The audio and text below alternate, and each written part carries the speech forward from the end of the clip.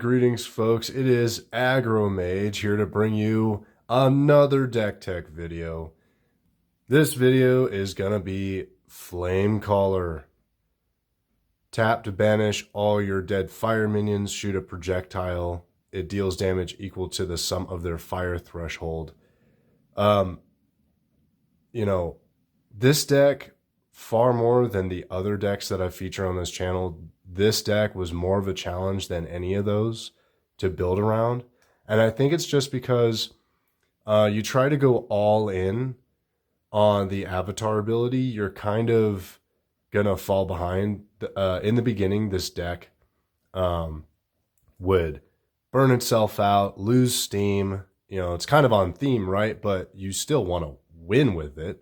So I think I've finally reached that happy medium of ratios of the right amount. I threw some artifacts in there, right ratio of minions, right ratio of other spells and sites that make Flamecaller truly viable, at least in the AgroMage arena. And you've kind of seen my other decks already. They're pretty formidable. So as of yesterday, I finally beat the brakes off of my own medieval army with this deck twice. So without further ado, let's begin. All right, so in true AgroMage fashion, we're going to start off with our 30 sites. Why 30? Because consistency is key here on this channel. And I'm just going to start from top left to bottom right. We have an interesting array of sites here, by the way, as you'll see going forward. I'm going to start off. This is a mono fire list. Fire. I'll take you to burn. We love the mono colors because there's not a lot. There's less to think about. You don't have to consider the ratio of this threshold to that threshold. It's all fire, baby. We're going through the fire and flames with this deck. So without further ado, I am running 7 deserts total. 2 remote, 2 red, and 3 arid deserts there. Each one of these deserts does the same thing.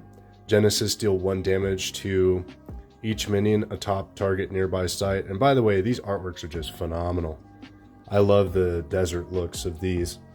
One thing you will see this deck does just super well is burn. We're to burn damage, baby. So you got a bunch of pesky foot soldiers, pesky skellies, whatever you can think, pesky whatevers, just puppy guarding a certain site while you plop a desert down right next to it, and it'll just wipe the board of those silly little critters, clogging up your path to victory, right? Then we're gonna go with the shifting sands, reactivate the Genesis ability of said deserts. Pretty self-explanatory there to double up on all those effects. We have 4 forges. 4. The reason why is because since this is a very minion heavy list, we want to Genesis pay 1, conjure a lance token. What is a lance token? A lance token is a weapon that spawns on one of these, and it gives the bearer +1 power, and it gives them first strike. They issue damage first in combat, and then the lance breaks and it dissolves and it leaves the field. The reason why that's important is because it gives you a little bit of extra punch when you're aggroing and just sending minions flying into the fray. A lance token is nothing to scoff at in this game, I will assure you. Then we've got a Dwarven Forge. We're kind of sticking with the theme of weapons here. Dwarven Forge. Anyone may conjure weapons and armor here, and for 1 less. We have a weapon artifact, right? We have the Flaming Sword, for instance, and it'd be nice to cast it for 3 instead of the full 4 mana, right? Could probably get you an extra minion with that extra mana. Bonfire. And if creating weapons wasn't enough for you, creating lance tokens We run 3 bonfires. Nice Dark Souls reference there. Genesis, you may destroy all weapons and armor nearby. Pretty self-explanatory. If an enemy has an artifact and you just care more about getting rid of theirs than concerning yourself with yours, right? Just destroy all the weapons and armor nearby and you can wipe the slate clean. Also, if it helps if, like yesterday, I used a forge to spawn a lance token and I accidentally didn't pick it up, and so my opponent picked it up, and then I laid a bonfire next to it and I destroyed their lance token. That's pretty funny. But yeah, weapons can be found lying around the realm, so if somebody is using yours against you, use the bonfire, right? I threw a step in here. This is basically just for an extra sight that gives me fire threshold. You can change this. Like, this is liable to change. You can put any other fire sight in its stead. I just had thrown this in when I was building this deck from the start, and I just didn't really feel like, taking it out of the deck. Whatever. It's no big deal. Generic threshold. Poisoned Well. This is actually really good to burn your opponent with, especially in the late game. Genesis, enemy avatars lose 1 life for each nearby site they control. So I was confused about this text once upon a time. I used to think that because it referenced the avatar, it was like all the sites near their avatar. Nope, it doesn't work like that. It's every site nearby this site that the enemy controls that you burn them for 1 life with. So as the game goes on, if they have like 3 sites, say like in this square, and this square, and you play it here in this, if you could see my board back there, then you burn them for 3 life. Pretty good. And people hate it. People hate getting burned in this game like that. I'll go down this afterwards, but we're just going to stick with the bulkier side here for now. Funeral Pyre. Gorgeous art by Lindsay Crumit. My goodness, look at this. I love this artwork. Genesis, banish up to 3 cards from a cemetery. So pesky necromancer with graveyard play. You just want to stop people from recurring from their cemetery, right? So that's pretty helpful. And then we've got one of my favorite sites in the whole game, Molten Mar. 2 fire threshold. Genesis, cast a Hellhounds from the collection to the site. We run Hellhounds. Why? Because it's a fire minion that can die and go to the cemetery and help our Flamecaller. And B, just look at this artwork and then go read the flavor text of Hellhounds. I talked about it in my Gothic box review. It's like one of my favorite references in the entire game. Temple of Moloch. I knew the moment I pulled this, it was going in this deck. On each player's turn, they may sacrifice a minion here to gain 2 mana. So, not only can you gain 2 mana from sacking a minion here, you're sacking a minion and you're stacking the cemetery so that your Flamecaller ability is stronger. Why would you not run a card like this in Flamecaller? Pretty epic, I'm not going to lie. And then I'll just go like this, whatever. It's my video, guys. It's my video. Cursed Land. Whenever another site is played nearby, its controller loses 2 life. This is really good to lock certain decks down. Like if they're playing to... If the game goes on and they're trying to like play to a certain corner and you don't want them to, you put this near that corner, and every time they try to play a site there, you're burning them for 2. You see, we're stacking burn like that. Stacking the burn from these effects. And this is a static one, so extra strong. Very good card. There's a reason it's an elite site. We got a good double threshold. Active Volcano. I mean, the art's insane, and it's double threshold.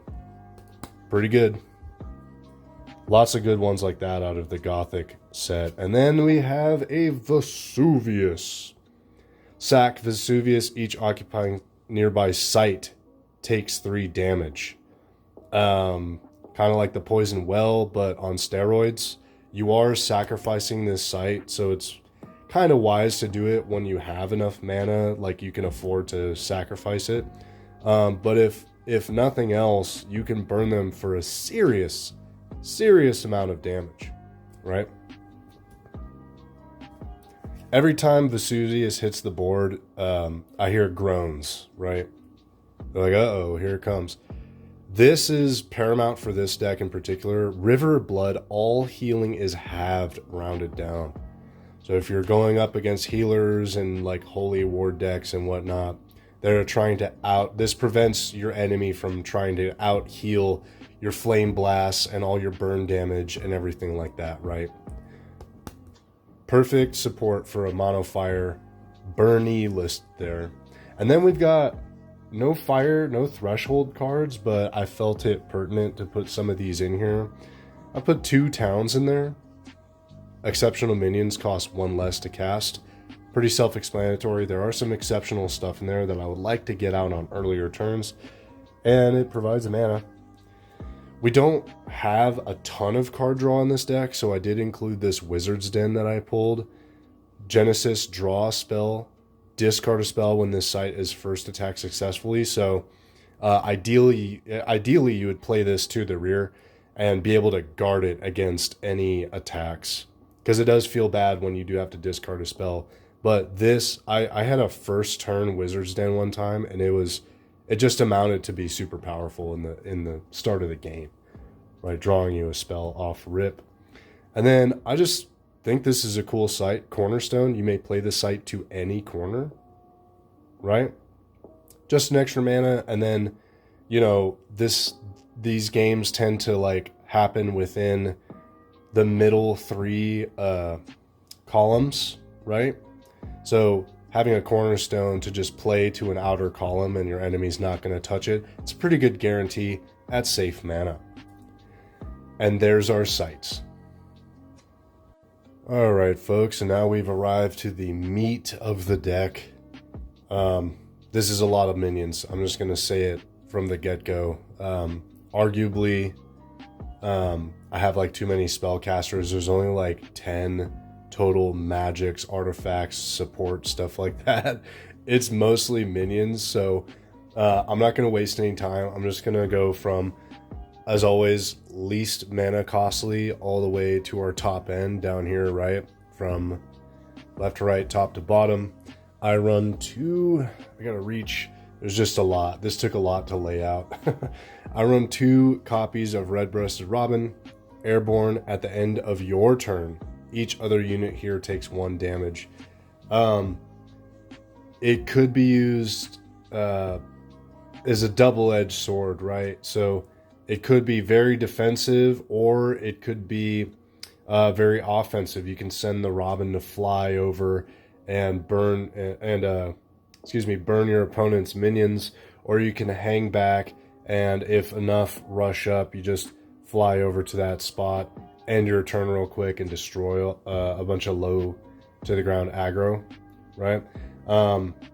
Or, I mean, this is a good sack target for like the Temple of Moloch. Like if you just don't have anything else to do and you want to get rid of it before you end your turn and have your own guys take damage, just sacrifice to get 2 mana off of it, right? I run 2 copies of Awakened Mummies. One thing I wanted to do with this deck is we have a lot of offense, but I wanted to have an even... The trick with this deck is the ratio of offense to defense. Well, this is one of those good defense cards. 1 mana, for 1, you get 3 power. Let's talk about it. Summon Awakened Mummies burrowed safely. When an enemy unit moves onto the ground above them, they unburrow and intercept. This is kind of a landmine of sorts, right? And it's super powerful, and it can... it's formidable against most minions in the game, right? So it's good to guard all your sites with, and guard as you're... so that you don't get overextended as you're running out to go be aggressive. 4 copies of Rimland Nomads. For 2 mana, you get 2 power, and movement +1. Takes no damage from deserts, right? So, yeah, I mean, movement +1. It's already pretty good to rush in. And honestly, you can send these guys to... I usually send them to kamikaze into stuff so that they go to the cemetery and they help stack for the Flamecaller ability, right? And it's good to get early damage with faster movement early game. I run 2 copies of Sirocco Scorpions because they're lethal and 2 power. Not much else to say. Great offensive or defensive.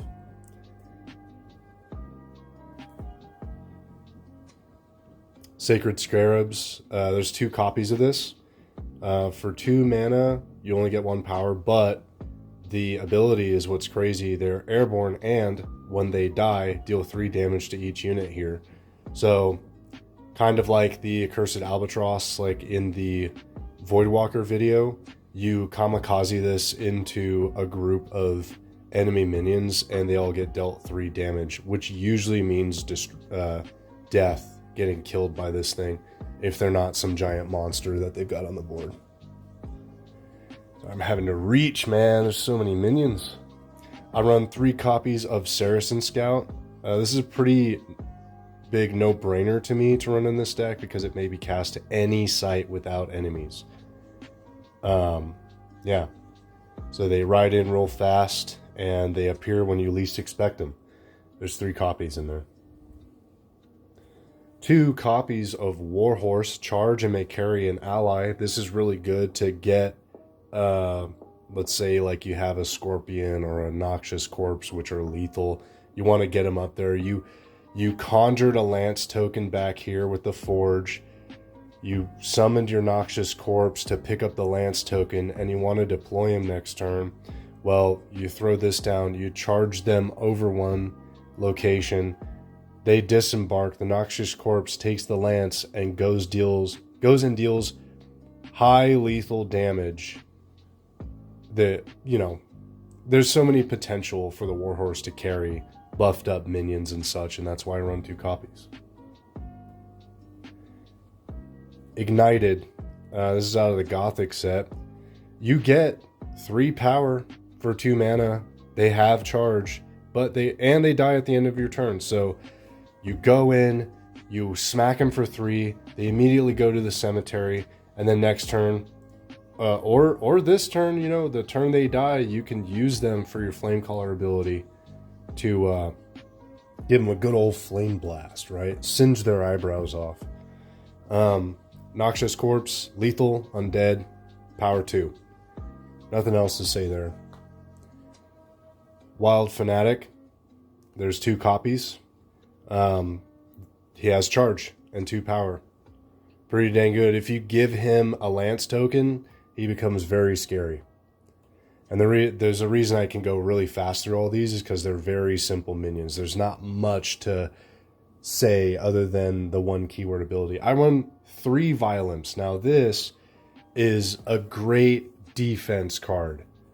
I hold one of these in my hands because if they try to come towards my avatar, I drop a Violent next to it, I deal it 2 damage, and then I could use a Flamecaller Blast to to polish off any back row trouble, right? It's good for offense and defense. Violent is a staple in any list with fire, in my opinion. That's why there are 3 copies in here. It's got decent power too.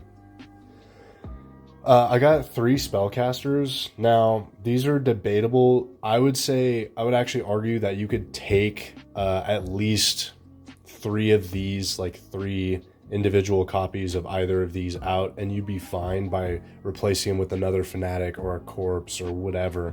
I still have like 3 spellcasters in here because we can still buff them up with Lance tokens and whatnot. 2 Lava Salamanders. Also, they have a higher fire threshold, so they contribute to your Flamecaller ability more. Power of 1, fire spellcaster, takes no damage from fire spells. So if someone tries to nuke him with another fire spell on the other end of the table, then they'll be fine. 2 copies.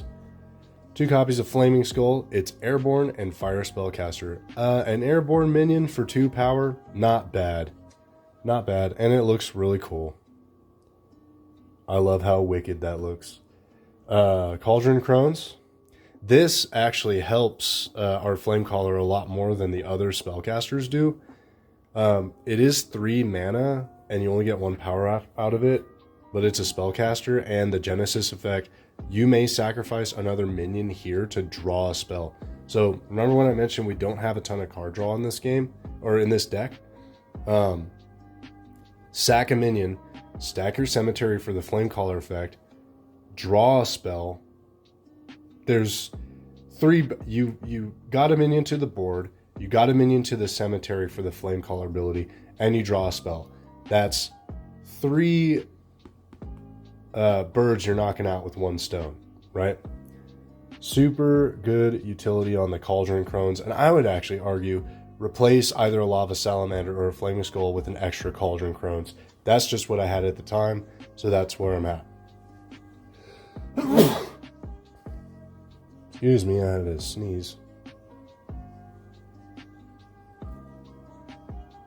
All right, and we've got 3 copies of Harassing Ruffians. These are really good in this deck because of the dual fire threshold. They have 3 power, and units attacked by Harassing Ruffians can't be defended. That is so important to chipping away at your opponent and really, really making them prioritize getting rid of these guys over your other minions, allowing them to push forward and deal extra damage, right? Because that is super annoying. Not being able to defend attacks is really, it feels bad in sorcery, not being able to defend. We got Red Cap Poweries. Well, it couldn't be a fire list without these little guys. They're pretty awesome looking. They're pretty angry or wild. 2 fire threshold, you get 3 power. They have charge, and if they haven't attacked by the end of your turn, they die. So it is just kind of a good berserker to send in there. Good, like, kamikaze, just go and do work, little guys. And if you die, well, that's 2 extra fire threshold for your Flamecaller ability there. I run 2 copies of Martyrs of Tomorrow. This is just a really good card in general. You can Deathrite, ward an allied minion. Decent enough power, but using like a Temple of Moloch to sacrifice for 2 extra mana to then ward a minion. Now you've got 1 in the cemetery. So you got 2 mana, a minion in the cemetery, and you get to ward something. Or to a Cauldron Crones, same thing. You got a minion in the cemetery, you get to ward something, and you get to draw a spell. There's just so many like good combos with this card. I think Martyrs of Tomorrow is a staple in any fire list, to be honest. I had 1 copy of this, the Corruptor Freak. It's pretty good. I used it yesterday, and it just kind of burned my opponent out of the game at the end there. For 3 mana, you're getting 3 power, and at the end of your turn, deal 2 damage to this site. 1 drawback is, yes, you have to summon it to one of your sites, right? So you will be taking 2 damage off of this thing, but next turn, you just keep walking it further and further into their domain, and you just keep burning them for 2 damage, stacking that burn damage from the sites, all of that, right? Pretty good. On a long enough time scale, that card is really powerful. We have an Outback Strider. It gives you 2 threshold for your Flamecaller's ability, and then 3 power, and it can move freely between land sites not occupied by other units. That's pretty good. So if you have like a front, right? Like you have a front line, you got a site here, site here, site here, site here. He's going to be able to block and attack and move, basically, right? For 3 power, it's a good blocker, right? You can intercept most things. Petrosian Cavalry, I run 3 copies. This is just a standard minion here, I feel like. I do like all the Saracen stuff that they printed in Sorcery. Charge. Power 3 minion with charge. Pretty self-explanatory. Saracen Raiders, same thing. You do get an extra threshold, and you can arguably run more copies of Saracen Raiders than the Petrosian Cavalry because of that extra threshold. You want to get more of these guys in the cemetery, so to speak. You get power 3 and then charge, maybe cast any sight without enemies, like the Saracen Scout. Charge is good. I like charge. We have 1 copy of a Siege Giant.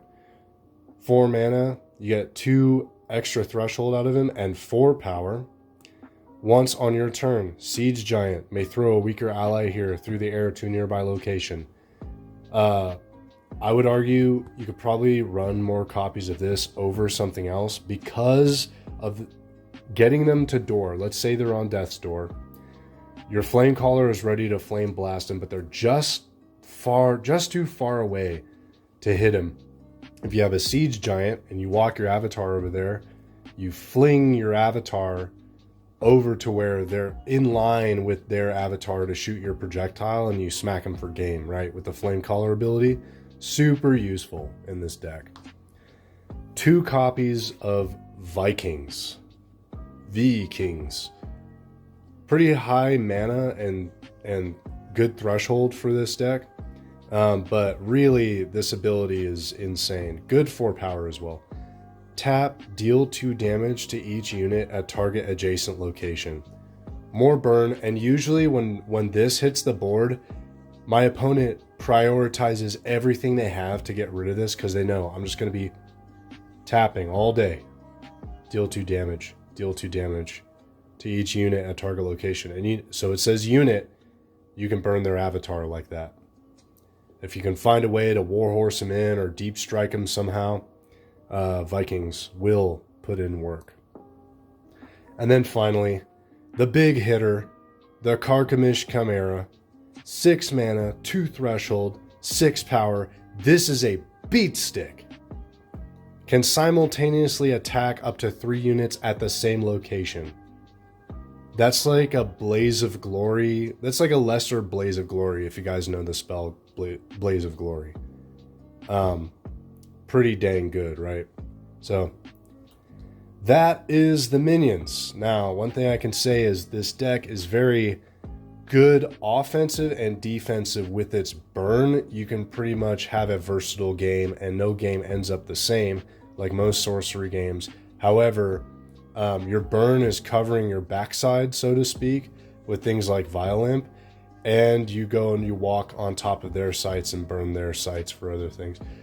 Pretty versatile bunch, and it's a lot of minions, but it really does help this deck. And it guarantees that we always have some minions in the cemetery ready to banish for the Flamecaller's Flame Blast ability. Moving on. By the way, the collection consists of 2 Hellhounds.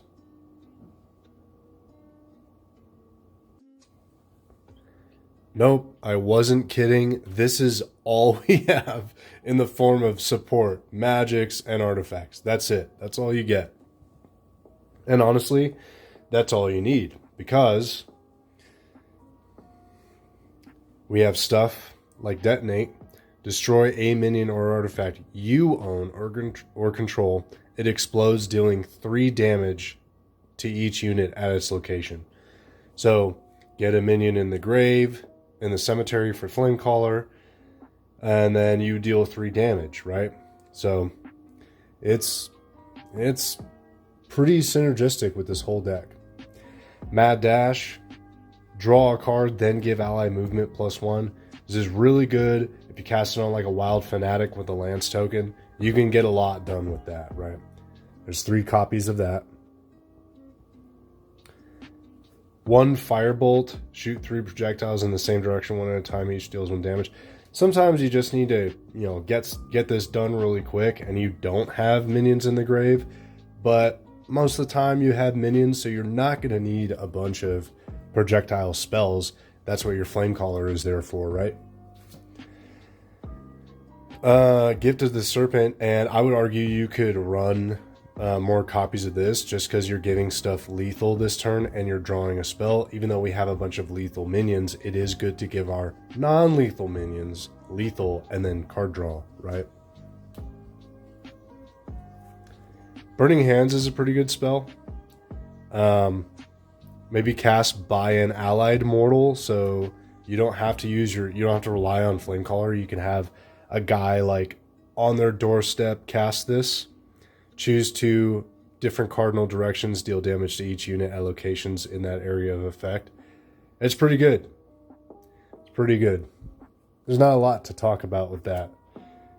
Pretty self-explanatory. Same here.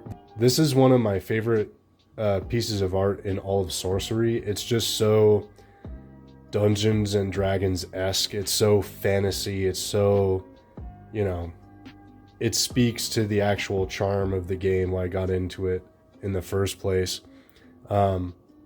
Heat Ray, shoot a piercing projectile, deal 2 damage to 1 unit at each location on its path. Not much to say there. Now, Alabaster Box, Elite Relic. When a minion dies nearby, heal 1. We're going to be sacrificing a lot of minions, so why would we not run something that rewards us for getting stuff into the cemetery, incentivizing us to use the Flamecaller ability, right? This was a no-brainer, for sure.